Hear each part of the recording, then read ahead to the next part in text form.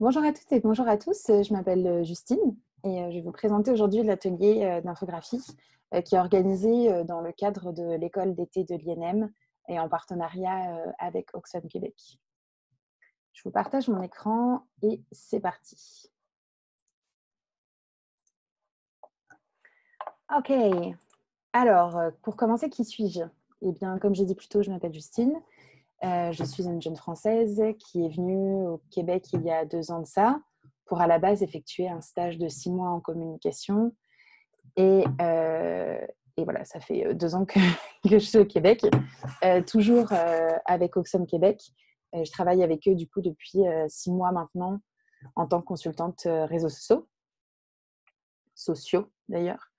Et c'est grâce à ça qu'aujourd'hui, je peux vous présenter du coup cet atelier en infographie. Pour revenir rapidement sur mon cursus professionnel, j'ai étudié en fait 2 ans en histoire de l'art. Puis je suis partie dans un brevet de technicien supérieur, BTS, comme on appelle en France, de 2 ans pour me professionnaliser dans les communications. Et c'est là que j'ai eu mes premières expériences professionnelles avec le graphisme et l'infographie. Ce que j'ai appris dans mes études, c'est qu'il faut se tenir du coup informé quotidiennement, surtout quand on travaille dans les métiers de la communication, mais aussi quand on veut faire passer des messages engageants à travers les réseaux sociaux.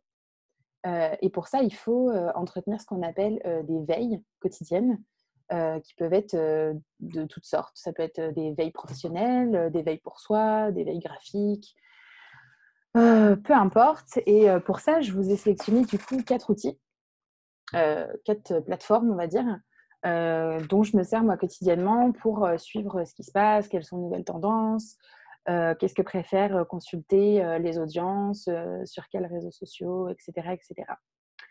Le premier, Instagram, connu de toutes et tous. C'est vraiment, je pense que de l'auditoire qui m'écoute aujourd'hui, on va être 80% à utiliser ce réseau social-là. Donc, je trouve que c'est vraiment une belle plateforme et un bel outil pour voir quelles sont les nouvelles tendances et ce qui plaît de plus en plus aux gens. Donc là, je vous ai pris euh, euh, une impression écran, d'un compte qui s'appelle Chicks for Climate, qui utilise du coup la technique infographique avec un titre accrocheur pour parler après de 5 histoires positives dans ce cas-là. On va parler aussi de Pinterest. Donc Pinterest, c'est vraiment mon outil préféré, je dirais. C'est là où on peut trouver tellement, mais tellement de contenu et d'inspiration de jour en jour. Et c'est là que j'ai trouvé du coup cette petite infographie à titre d'exemple sur l'autisme. Bon, c'est un sujet qui est, qui est très grand là, mais c'était vraiment pour une source d'exemple. Le troisième outil, ça s'appelle Behance. C'est peut-être moins connu parce que c'est vraiment un outil à la base pour les professionnels qui travaillent en graphisme, en infographie, en illustration, dans les métiers de la communication visuelle principalement. Donc là, j'ai pris une impression écran d'un graphisme qui s'appelle le miel bio français. Voilà, je trouvais que c'était une petite infographie aussi qui est super belle visuellement, mais qui fait vraiment tout le travail avec quand même peu d'éléments. Et en fait, c'est ce qu'on recherche quand on va faire une infographie. Et ça, je vous le dirai par la suite. Et la dernière plateforme, c'est Colossal. Colossal, ça se présente plus comme une sorte de blog où les articles vont sortir périodiquement. Et ça va traiter de plein de choses. Ça peut être du street art, du graphisme, de la musique, enfin bref. Mais j'ai pris ce petit exemple avec la petite sneakers là, parce que je la trouve vraiment cool et j'ai une grosse addiction pour les sneakers. On va commencer à rentrer dans le vif du sujet en voyant un petit peu ce qu'est l'infographie de long en large. Et pour ça, on va commencer par qu'est-ce qu'une infographie, tout simplement. J'ai pris une définition sur un site qui s'appelle Infogrames et qui dit, je cite, on décrit une infographie comme une représentation visuelle de l'information et des données, en combinant des éléments comme du texte, des images, des graphiques, des diagrammes et plus récemment des vidéos, l'infographie est un outil qui est efficace pour présenter des données et expliquer des problèmes complexes de façon à rapidement aboutir à une meilleure compréhension et du coup à la connaissance. Je trouve que cette définition, elle est vraiment parfaite parce que c'est ce qu'on essaye de faire quand on va créer une infographie. On essaye que les informations qu'on a de base, qui peuvent être très grosses, riches en informations, soient les plus simples à comprendre. Du coup, ça va nous donner un outil qui est là pour éduquer et qui est là pour informer. Et le public va forcément s'arrêter plus sur un dessin avec quelques petites données que sur un gros bloc de texte qui va nous prendre un PDF entier, quoi. Quelles sont les différences entre le graphisme et l'infographie? Oui, parce qu'il y a des différences. Un graphiste n'est pas un infographiste ou un infographiste n'est pas forcément un graphiste, mais il peut être en même temps les deux. Bonne chance pour comprendre cette phrase. Pour être bref, on va dire que le graphiste a un rôle plus créatif que l'infographiste et que l'infographiste a lui un rôle plus technique. Pour ça, il faut remonter un petit peu dans le temps parce que le métier d'infographiste, à la base, il est apparu avec l'arrivée des ordinateurs dans le domaine des communications graphiques.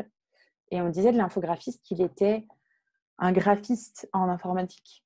Le graphiste, c'était celui qui créait, souvent à l'aide de procédés traditionnels et analogiques, comme la photographie, l'illustration, la typographie, etc. Donc, il créait en fait le concept à réaliser. Et l'infographiste, lui, il réalisait le document sur l'ordinateur et ça permettait la reproduction et l'impression, comme la numérisation, la mise en page, la retouche photo, etc. Au fil des années, les rôles ils sont un petit peu rejoints, on va dire. Aujourd'hui, qu'on fasse affaire avec un graphiste ou un infographiste, les deux métiers utilisent principalement les mêmes outils. La suite Adobe avec Photoshop, Illustrator et InDesign, qui sont des outils de réalisation graphique ou de mise en page ou de retouche photo. Et de moins en moins de visuels sont destinés à l'impression, donc au final, ça limite la barrière du matériel et de l'équipement spécialisé qui pouvait différencier en fait les deux métiers. Donc, pour résumer, graphiste et infographiste qui fait quoi? Le graphiste a toujours quand même ce rôle un peu plus créatif et l'infographiste, il est toujours un peu plus technique, mais ça n'empêche pas un infographiste d'avoir des bonnes idées et un graphiste d'être à l'aise avec des spécifications techniques de montage, par exemple. Pourquoi utiliser les infographies? Donc, comme je l'ai dit un petit peu plus haut, les infographies, elles sont là pour présenter des données qui sont complexes de façon très concise et très visuelle. Donc, elles racontent efficacement le récit des données et elles sont faciles à appréhender, éducatives et engageantes. On va, à l'inverse du bloc de texte, par exemple, permettre de donner des grandes informations directement de manière visuelle, ce qui permet de comprendre plus rapidement et plus efficacement les données du sujet qu'on va traiter. Maintenant, on va voir... ah oui, je présente ici du coup un exemple dans pourquoi utiliser les infographies. Donc, j'ai pris un exemple en fait concret sur le site de l'Association québécoise des organismes de coopération internationale, l'ACOSI, une infographie qui a été réalisée pour les 12 jours d'action contre les violences faites aux femmes. Donc, voilà, c'est un sujet qui est lourd, qui peut être difficile à comprendre, qui n'est pas forcément accessible à tout le monde. Et c'est pour ça que l'ACOSI a opté pour une infographie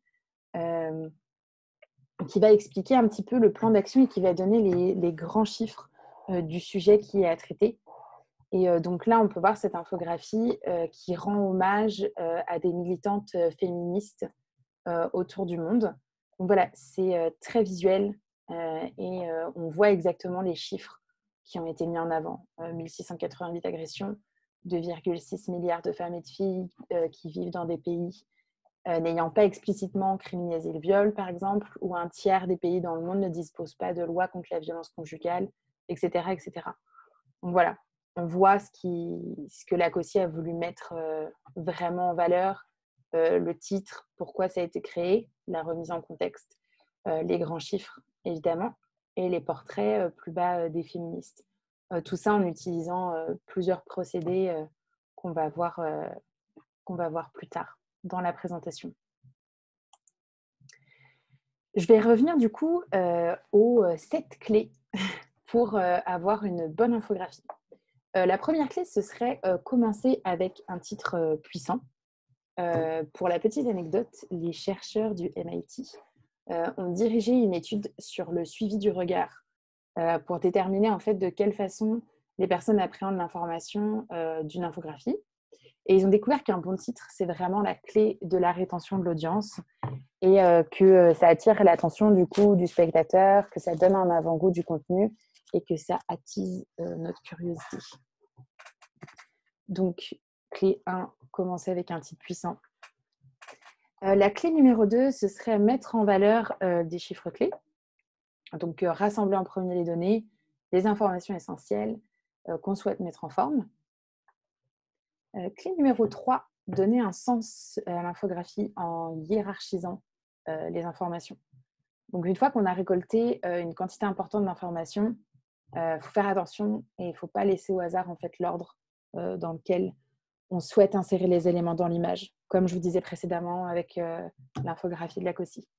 Ça a été vraiment le gros titre comme information principale, la remise en contexte, les chiffres clés et après la présentation des portraits. Donc voilà, tout ça, c'est bien pensé. Il n'y a pas un portrait qui arrive avant les chiffres clés ou c'est dispersé dans n'importe quel sens parce que de toute manière, ça n'aurait vraiment aucun sens et ce serait difficile à la lecture. La clé numéro 4, soigner l'esthétisme. C'est vraiment, je pense, très, très important dans une infographie, dans tout ce qui est graphique en fait, et visuel, c'est juste soigner l'esthétisme. C'est comme une règle de base. Donc, comme dans toutes les créations visuelles, les infographies, évidemment, elles sont plus agréables à regarder et plus compréhensibles lorsque le graphisme il est de qualité. Donc, pour simplifier, il faut choisir des éléments visuels qui s'assemblent bien, des typographies qui vont bien ensemble, des couleurs qui vont bien ensemble, un style de graphisme qui va bien, si on choisit sinon des illustrations. Voilà, faut que tout s'assemble et que tout ça visuellement ce soit très agréable à regarder. La clé numéro 5, ce serait simplifier les informations au maximum. Il ne faut pas oublier, les infographies, elles sont utiles pour simplifier, voire même quelquefois pour vulgariser de l'information. Et c'est important d'imager ces informations qu'on communique par des illustrations, des photos, des icônes et des graphiques ou des textes. La clé numéro 6, ce serait adapter la taille de l'infographie aux différents supports de lecture. Il faut penser que certes, on va réaliser une infographie, mais que l'audience peut être sur un ordinateur, sur une tablette ou sur un téléphone intelligent pour consulter l'infographie. Donc, il faut faire attention à ce qu'elle soit responsive, comme on dit, et donc qu'elle s'adapte aux différents supports sur lesquels elle peut être consultée. Et enfin, la dernière clé, la 7e clé, ce serait aérer l'infographie. Donc ça, c'est pareil, c'est ne pas du tout laisser de côté. C'est plus une infographie, elle est aérée, plus elle va être visible, agréable à consulter, donc forcément plus de fois consultée par le public. Donc là, je vous mets 2 exemples d'infographies que j'ai recherchées sur Pinterest. Je les ai prises parce qu'elles me faisaient surtout rire. La première, c'est les 6 techniques pour gagner à pierre, feuille, ciseaux. Donc voilà, petite technique pour les intéressés. Et là, en fait, ça correspond aux clés dont je vous parlais tout à l'heure. Il y a de l'espace, c'est aéré, c'est lisible. On voit bien qu'un premier bloc, un deuxième bloc, un troisième bloc, et ainsi de suite. Des chiffres clés qui sont mis en valeur par leur taille, par leurs différentes couleurs. L'utilisation de petites icônes, de petites illustrations qui rend le tout beaucoup plus ludique et beaucoup plus agréable aussi à la lecture. Et puis, une taille qui est aussi raisonnable, sur laquelle on peut scroller si on est sur un téléphone portable ou une tablette, ou si on est sur un ordinateur, on peut zoomer dessus facilement. Donc, c'est bien correct. La deuxième, ce serait dois-tu changer de vie? Je l'ai choisie parce qu'elle me faisait vraiment penser aux tests que je faisais quand j'étais plus petite. Donc, ça m'a bien fait rire. Mais là, c'est pareil. Là, c'est vraiment plus graphique. Donc, peut-être plus dans un travail de graphisme à part entière. Mais c'est pareil, c'est utilisation de plusieurs typographies. On reste quand même dans des typographies qui vont bien ensemble, hein, on s'entend. Et puis des couleurs aussi qui vont bien ensemble et qui font le travail. Donc voilà, c'est essayer de rester simple, peut-être pousser le travail graphique comme sur cette dernière, mais je pense que ça, c'est vraiment quand on a des compétences en graphiste, en tant que graphiste ou en illustration en tout cas. Mais quand on débute, je pense qu'il faut vraiment rester dans la simplicité qui va vraiment très bien faire le travail aussi. L'important étant de toute manière de mettre les informations qu'on a envie de circuler en valeur. Ça ne sert à rien de faire des choses qu'on ne maîtrise pas forcément parce que c'est jamais très bon.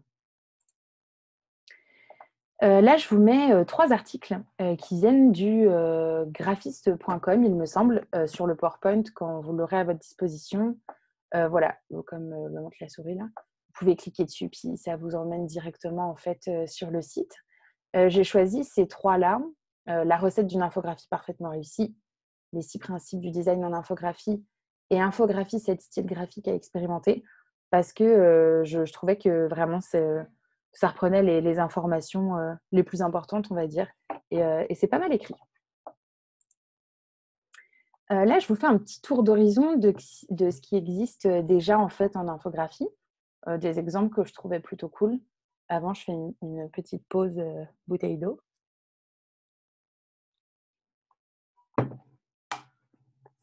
Merci. Voilà, on va prendre celle-ci de Greenpeace qui est sur la déforestation en Indonésie.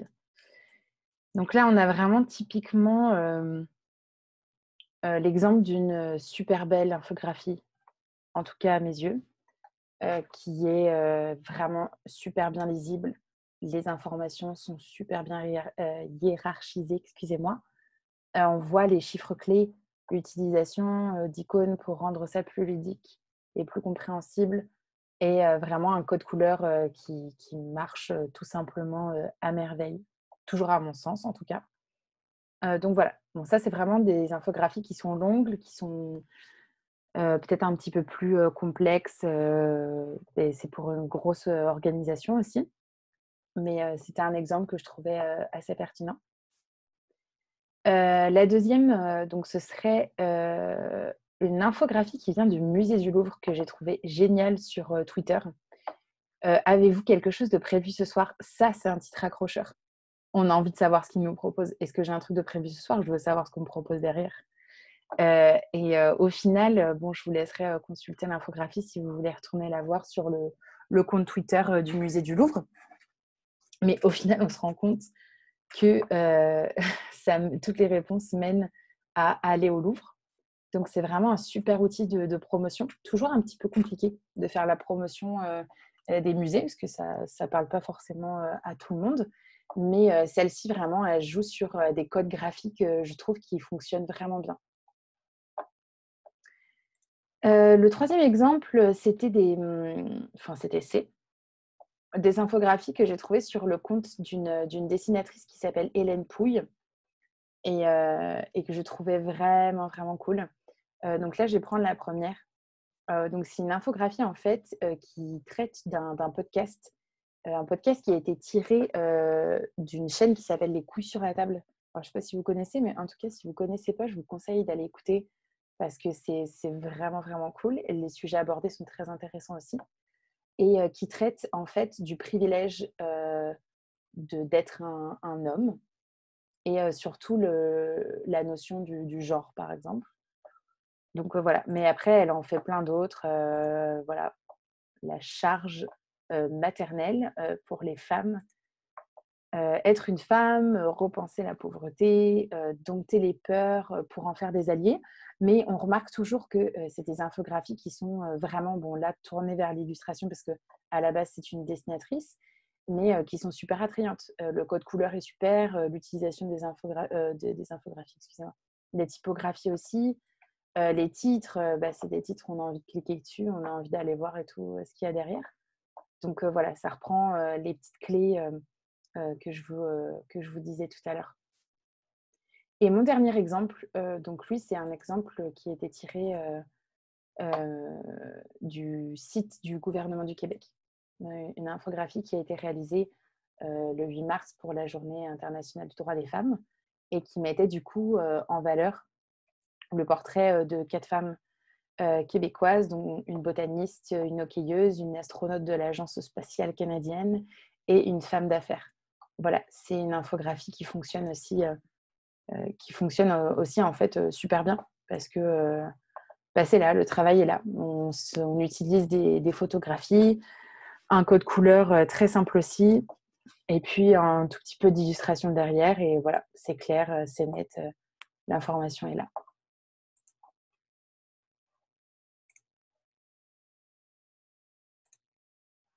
Je donne aussi l'exemple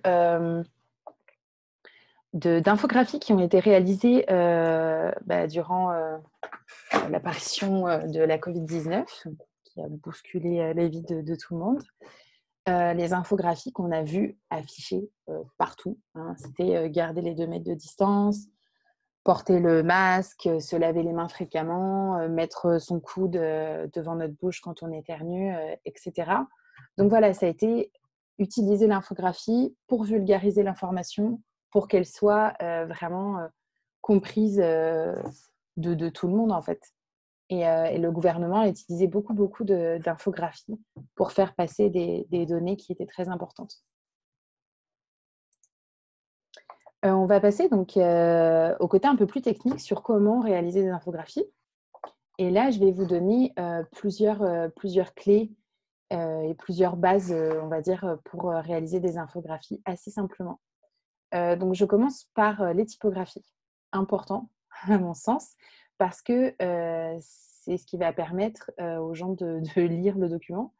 Donc, il faut que ce soit des typographies qui soient adaptées à notre contenu. Comme je le disais un peu plus tôt, on ne va pas traiter d'un contenu qui peut être lourd ou difficile à comprendre ou un peu touchy en utilisant des typographies avec des petites fleurs ou des petits ballons, des choses comme ça.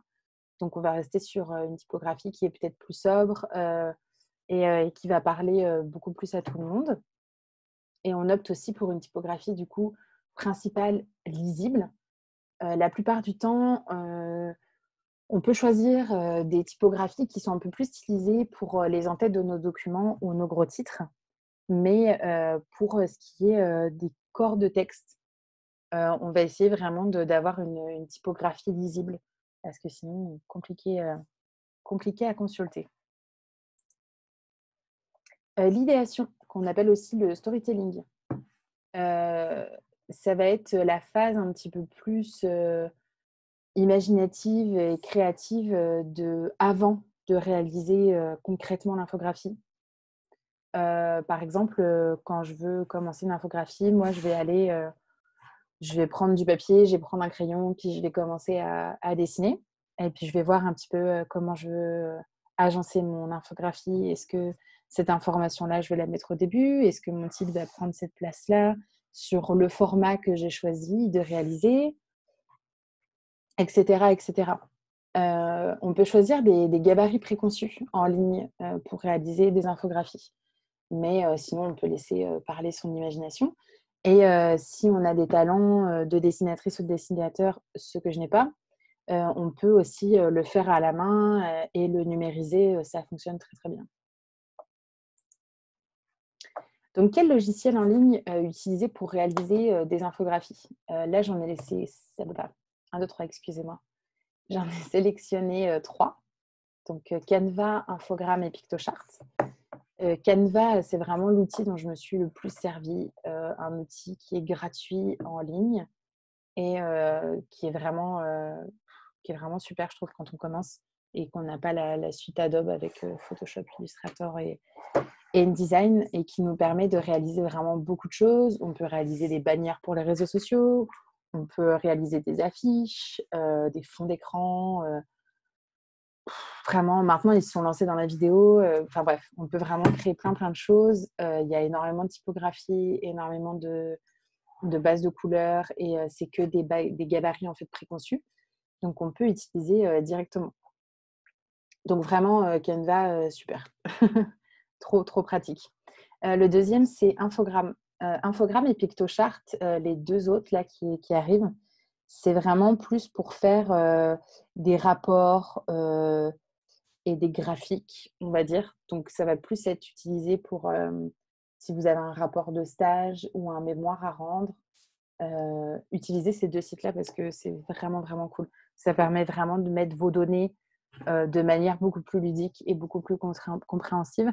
Et si vous voulez, après, peut-être partir dans plus d'explications et tout, vous pouvez toujours ramener au texte initial, mais vous vous servez en fait de l'infographie pour attirer le regard et donner les grandes informations, comme je l'ai dit en fait depuis déjà le début de l'atelier. Oups, oups, oups, oups. Voilà, j'étais rendue là. S'outiller pour bien réussir. Banque de photos gratuite et libre de droit. J'insiste, pardon, sur le libre de droit parce qu'en fait, quand on veut utiliser des photos, que ce soit sur Internet ou même les imprimer, mais qu'elles viennent pas de nous, il faut vraiment toujours vérifier si elles sont libres de droit. C'est-à-dire si l'auteur a donné son autorisation pour qu'on les utilise. Si oui, à quelle contrepartie? Est-ce qu'on va devoir mettre le nom de l'auteur et le site sur lequel on a téléchargé? Bref, généralement, c'est stipulé lorsque vous téléchargez l'image. Mais en tout cas, je vous donne 3 sites que j'utilise moi aussi fréquemment où il y a de très, très belles photos, libres de droit et gratuites. Donc voilà, Unsplash, Pixabay, Photomelia. Vous cliquez et il y a les liens directement des sites.